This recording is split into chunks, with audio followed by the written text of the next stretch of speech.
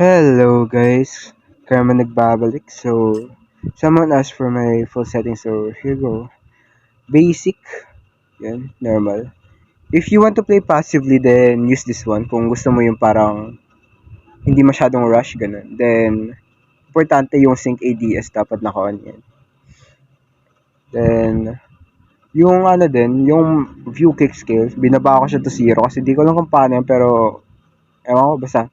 Then, always print, dapat naka-off 81 lang. FOV 75. Ganun. So, paki-pause na lang kasi medyo nagmamadali ako. So, kami na mag-adjust. Then, audio and graphics. Naka-off yung realistic scope. Sensitivity.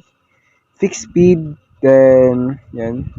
Paki-pause na lang if, hindi nyo masyado makita. Yan. Pareho lang yan. So, yan.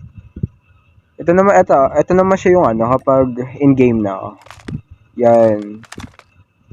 Ganyan siya. So, medyo malawak yung kita niya. Ganyan. Diba? Tapos, yun naman yung yung pang-aggressive naman. If you want to play aggressive, diba? I-off ko na yung sync ADS na yan. Yan. So, medyo zoom na siya. So, ayun na. Pwede ka nang gumalaw-galaw. Mag-click. Yung mga tinuro kong kung paano mag-click. Apply mo. Ganyan.